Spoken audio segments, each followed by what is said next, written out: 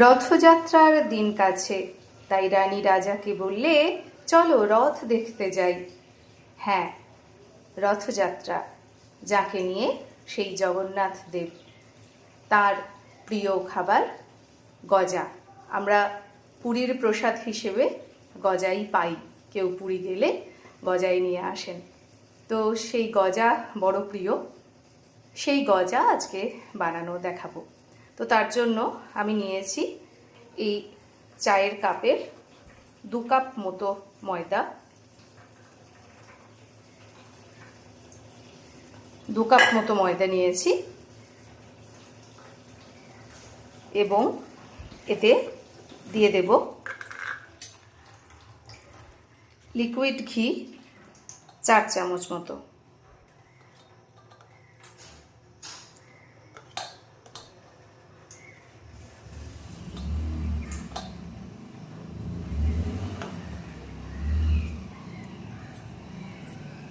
এবার এটা মেখে নেব, ময়ামটা দিয়ে নেব।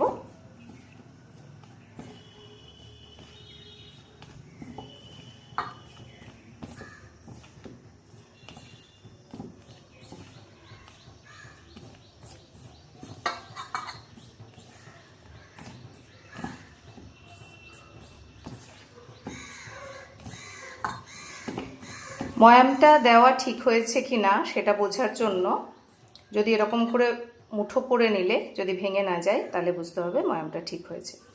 তো আমি এখানে 4 চামচ মতো ঘি নিলাম, দিয়ে দেব একটু 1 চিমটে মতো লবণ। এবার আমি মেখে নেব জল দিয়ে দিয়ে, নর্মাল টেম্পারেচারে জল দিয়ে দিয়ে অল্প অল্প করে জল দেব এবং মেখে নেব, একটা শক্ত ডো বানিয়ে নেব।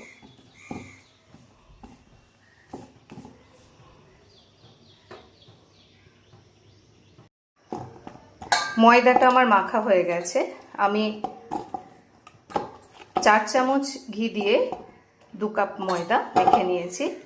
তো এটাকে এবার আমি একটু রেস্টে রেখে দেব, মিনিট 15 মতো রেস্টে রেখে দেব। লেয়ার করার জন্য একটা মিশ্রণ আমাদের দরকার, তার জন্য আমি গোবিন্দভোগ চালকে একটু মিক্সিতে ডাস্ট করে নিয়েছি। তো সেই গোবিন্দভোগ চালের গুঁড়ো এবং এর সঙ্গে ঘি, সাদা তেলও দেওয়া যায়,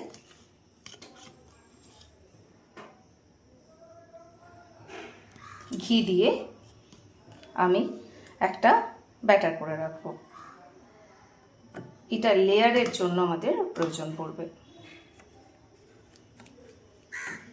সাদা তেলও দেওয়া যায় এবং চাল গুঁড়ি যেটা দিলাম এর পরিবর্তে কর্নফ্লাওয়ার বা ময়দাও দেওয়া যায়, কিন্তু আমি চাল গুঁড়ি দেব। আর একটু ঘি লাগবে।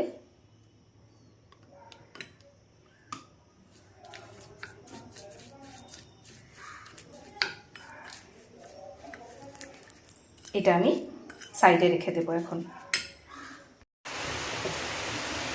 আমরা সেই মাখা ময়দাটা থেকে 5টা রুটি বেলে নিয়েছি। এবার আমরা লেয়ার করব। লেয়ারটা করব সেই যে মিশ্রণটা ঘি এবং গোবিন্দভোগ চালের গুঁড়ো দিয়ে যেটা করে রেখেছিলাম সেটা অল্প অল্প করে দিয়ে মিশ্রণটা এর মধ্যে লাগিয়ে নেব। এর উপরে আর একটা রুটি দিয়ে দেব। একই উপায়ে আবারও মিশ্রণটা লাগিয়ে নেব।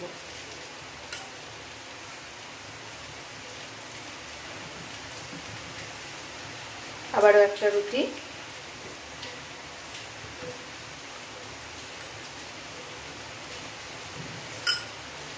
এইভাবে 5টা রুটি নিয়ে আমরা লেয়ারটা করে নেব। আপনারা 6টা রুটি দিয়েও করতে পারেন, 4টে দিয়েও করতে পারেন, আবার 3টে দিয়েও করতে পারেন। যতগুলো রুটি হবে লেয়ার কিন্তু ততগুলো হবে, তত ভালো হবে লেয়ারগুলো।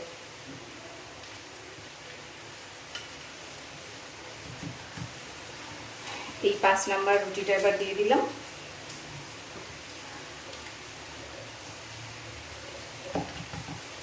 একটু বেলে নেব।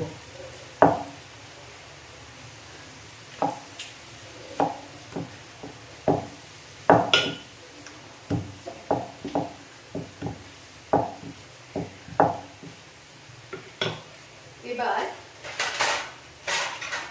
আমি একটা থালার উপরে এটাকে নিয়ে নেব।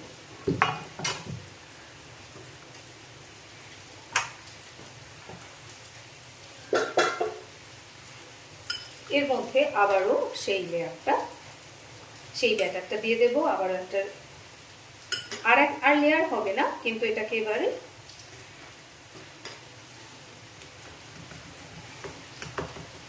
এটা মুড়তে হবে টাইট করে, খুব হালকা হাতে এটাকে একটু টাইট করে এইভাবে মুড়তে হবে।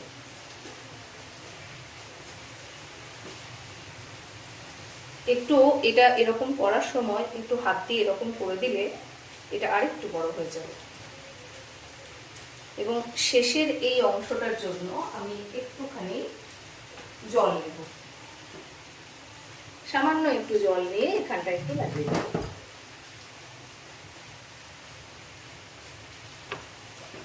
এবার এটাকে একটু এরকম করে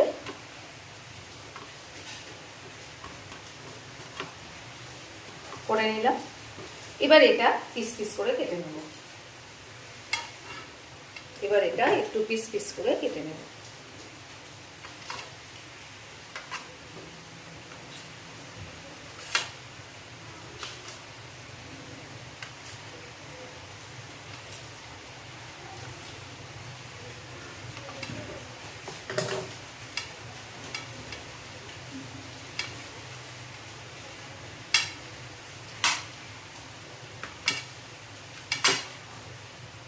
কাটার সময় একটা বিষয় দেখতে পাবেন, এর মধ্যে কতগুলো লেয়ার হয়েছে। সেই লেয়ারগুলো ভাজার সময় তখন হালকা হালকা একটু আলাদা হয়ে যাবে, ছেড়ে যাবে না, বাট আলাদা হয়ে যাবে। এই যে এই লেয়ারগুলো কি সুন্দর লেয়ার হয়েছে। এবারে এখন আমার কাজ শেষ হয়নি, এটাকেও আমাকে একটু বেলে নিতে হবে। তো হালকা হাতে প্রথমে আমি এটাকে এইভাবে একটু চাপ দিয়ে দিলাম এবং এটাকে আলতো করে বেলে নিলাম। দেখুন লেয়ারগুলো কিন্তু বোঝা যাচ্ছে। এইভাবে আমি সবকটাকে বেলে নেব। সবকটা গজা এইভাবে আমি হালকা হাতে একটু প্রেস করে এটা বেলে নিয়েছি। কড়াতে তেল দিয়ে দিয়েছি, সাদা তেল। তেলটা সামান্য একটু বাবলস উঠেছে, এই সময়ে আমি এই গজাগুলো দিয়ে দেব। একটা কথা মনে রাখতে হবে, কোনোভাবেই এটা খুব গরম তেলে দেওয়া যাবে না, তাহলে ভিতরটা ভাজা হবে না, কাঁচা কাঁচাই থেকে যাবে এবং ক্রিস্পি ভাবটাও আসবে না এবং ফুলবেও না। তো সেই কারণে আমরা একদম আঁচটাকে লোতে রেখেছি।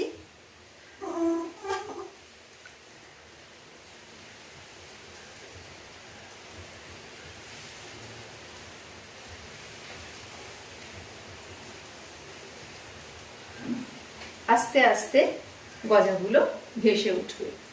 যখন ভেসে উঠবে তখন আমরা হালকাভাবে উল্টে পাল্টে দেব।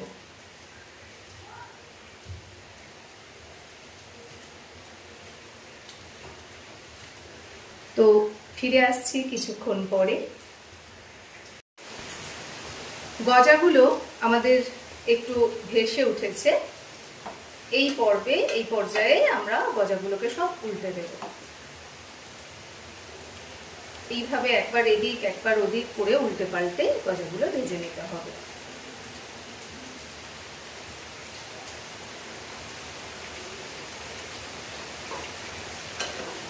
একটু সাবধানে করতে হবে। গরম তেল,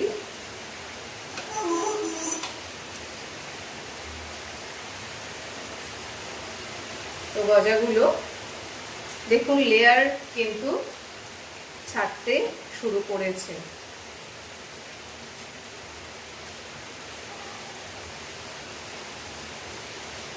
এই লেয়ারটাই তো ভালো লাগে।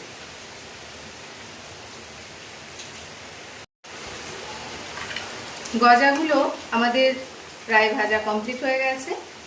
এবার আমরা এই যে চিনির সিরাপটা করে রেখেছিলাম, এটা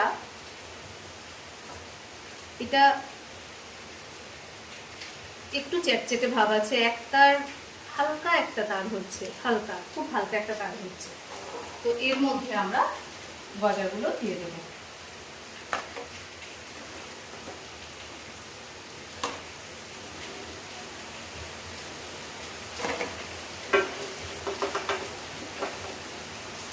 গরম ভাজা গজাগুলো দিয়ে দেব। লেয়ারটা দেখুন কত সুন্দর লেয়ারগুলো হয়েছে।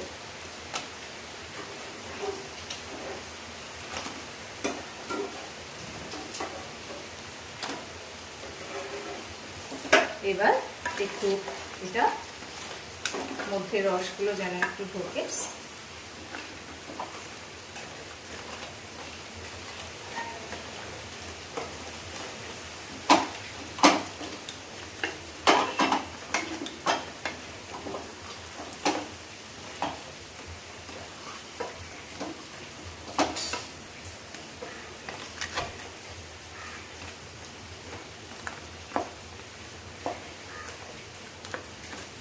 দু একটা লেয়ার খুলে গেলেও অসুবিধা কিছু নেই।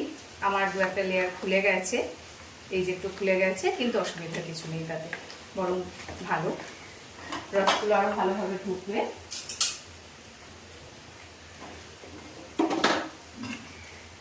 একটু চামচে করে নিয়ে এই যে লেয়ারের মধ্যে মধ্যে রসগুলো দিয়ে দিলে আরো ভালো হবে।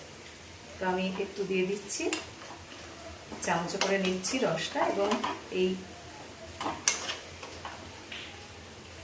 প্রত্যেকটা গজা লেয়ারে লেয়ারে রসগুলো দিয়ে দিচ্ছি।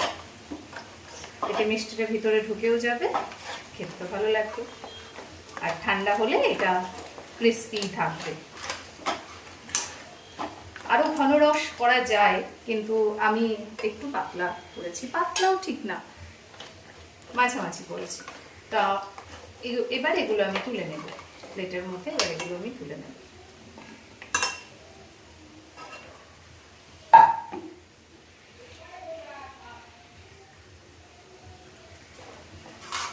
এক এক করে তুলে নিচ্ছি গজাগুলো।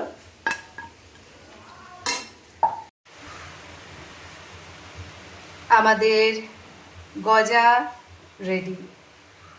তো গজা খাওয়ার জন্য আর অপেক্ষা না করে চটপট বানিয়ে ফেলুন। পুরী তো যাবই, কিন্তু পুরী তো সবসময় যাওয়া হয়ে ওঠে না, তো এই গজা খাওয়ার জন্য আর পুরী যাওয়ার দরকার নেই। কত সুন্দর লেয়ারগুলো হয়েছে দেখুন গজা, এবং কি সুন্দর খেতে হয়ে, কি সুন্দর দেখতে হয়েছে, খেতেও খুব ভালো হবে আশা করি, আর সেরকম ক্রিস্পিও হয়েছে। এখন খুব গরম, আমি এটা ভাঙতে পারছি না, পরে আমি ঠিক ভেঙে দেখিয়ে দেবো।